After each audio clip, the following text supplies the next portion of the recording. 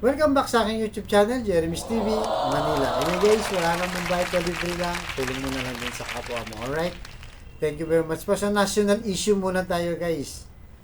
INC Rally versus Gombursa o mga paring Katoliko. Yan guys, dalawang malalaking simbahan. So tayo kaanib tayo sa simbahang Katoliko. At yung kabila, yung mga kapatid nating INC. So, para saan nga ba yung dalawang malalaking rally na to? Actually sa mga kaparian o yung tinatawag na clergy for good governance, ang tinatawag ay interfaith. So, ibig sabihin guys, pagdating sa mga pari na yan, ang kanilang issue ay malinaw. Una, di ba? Ang kanilang issue ay tungkol kay BP Sara, yung confidential fund. So, naghahanap sila ng accountability, di ba? Para mapatunayan nga kung totoo yan o hindi.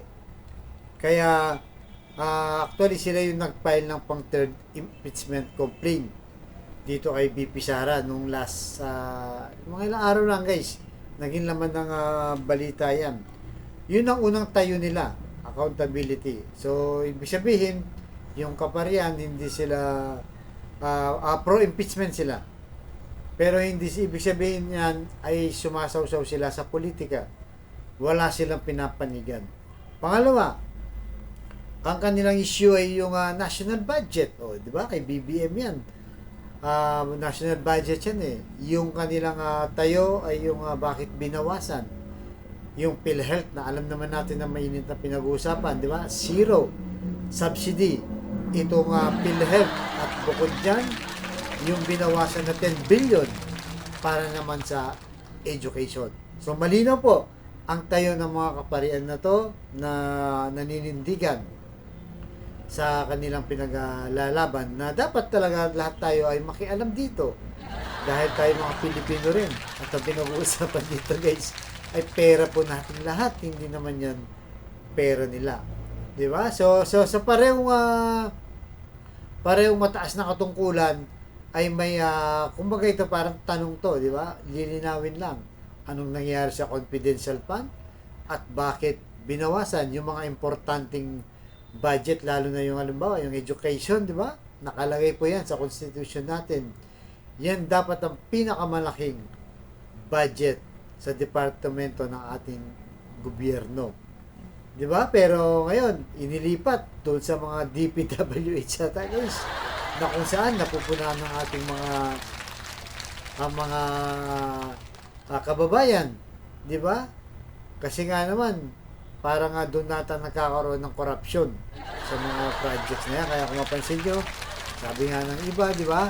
Napakaganda nung mga kalsada pero binubungkal, sinisira para lang magkaroon ng project. At siyempre, alam na natin, papasok na yung corruption. Di ba? So, malinaw ang kanilang tayo. Ngayon, punta po tayo dito sa mga kapatid nating INC, guys. O mga iglesia ni Cristo. Meron silang nilagay sa Facebook. Yan, kumakalat na. January 13, 2025 rally. Join the historic INC rally at Luneta. Luneta stand against injustice. So medyo ano yun sa kanila, injustice. Hindi natin alam kung saan patungkol tong injustice na sinasabi nila. Bagamat alam po natin lahat, si BBM at saka itong si BP Sara ay in-endorse ng Team Unity. Alam naman natin lahat yan guys, kaya nga nanalo yung Team Unity. Isa rin to sa nagpanalo yung mga kapatid natin sa INC. Pero kasi may dalawang faction to guys, yung INC. Yung sinasabi na rally na to, kiniklaim naman ng mga BP Sara. So alam naman natin guys, open book yan, away na, di ba? Duterte at Marcos. Sinasabi ng mga pro Sara, di ba, o mga DDS, sinasabi nila na anti-impeachment to. Ayaw nilang ma-impeach itong si Sara, kaya sinusuportaan naman ng INC. Di ba? Ito na mga BBM vloggers din, o mga supporters. Ang sinasabi nila, hindi, ano yan eh, Kaya sila nagrarally, di ba? Para suportahan yung sinabi ni Pangulong Bongbong Marcos na ayaw niya sa impeachment. So, pareho nagka-claim, guys. Kaya malalaman natin, pagdating ng January 13, next year to, kung ano nga ba talaga ang sinasabi dito na rally. Sinasabi niya kasi injustice, guys. Hindi natin, medyo malabo siya, medyo hindi natin alam kung anong tayo talaga ng INC. So malalaman pa lang natin dito sa pagsigaw nila sa January 13. Samantala, yung mga kaparian natin, guys, malinaw ang kanilang tayo. Hindi sila pumapanig kay BBM, hindi rin sila pumapanig kay Sara, hindi sila kontra kay BBM, at hindi rin sila kontra kay BP Sara. Parang tayo, neutral lang. Ang hinahanap lang ng mga gambutsa na to, mga kaparian o clergy for good governance, ay for good governance talaga. Diba? Managot ang dapat managot, ipaliwanag ang dapat ipaliwanag, sa confidential, kung guilty, managot. Kung hindi, di wala. Diba? Malinis ang pangalan ni BP Sara.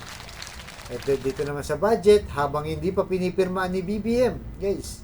Kasi dapat nung 20 pa yan, pinirmahan na nitong si BBM, pero naudlot. Siguro dahil medyo nabalitaan niya, siguro nakikita naman nila yan, guys. Marami po talagang kumukontra dito sa pagtapyas ng budget sa PhilHealth. Kailangan natin lahat yan, mga Pilipino. Di ba?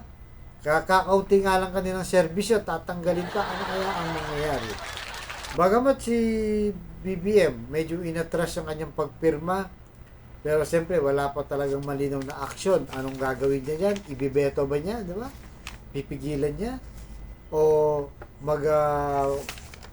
ewan natin, guys, kung gagawa ulit ang budget, kasi pag gagawin ng kapit, tapos na kasi ang budget, hindi na yung pwedeng pag-usapan by next year kasi nga tapos na. Kailangan ng pirmahan kasi nga January 2025 na kailangan ma-release na yung mga budget. So yun ang medyo crucial, malalaman pa lang natin to, guys. Pero sabi kasi bago matapos daw yung taon, pipirmahan ni BBM. Siguro medyo nakikiramdam sila, chine-check nila kung ano talaga yung mainit, pero malinaw yan, guys. Maraming tumututol sa PhilHealth, kaya siguro medyo nangangamba rin sila. So yan, guys, kayo nang manong umusga. Ano ba talaga ang pake ng INC, mga kapatid nating magrarally sa January 13 na tinatawag nila an injustice? So hindi natin alam kung para saan yan. Mas maganda kasi ang title injustice, di ba? Para sa mga hindi makatarungan. Siyempre, dapat para sila sa bayan. Diba? Hindi sila para sa politika. Bagamat alam natin na in-endorse nito yung Uniteam. Pero dapat Pilipino sila. Lalo pat mainit yung pinag-uusapan ang confidential fund at pagtapyas ng budget sa PhilHealth. Alright, guys, so ganito lang po. Abangan nyo susunod kong vlog. Thank you very much po. Mabuhay po tayong lahat, mga Pilipino.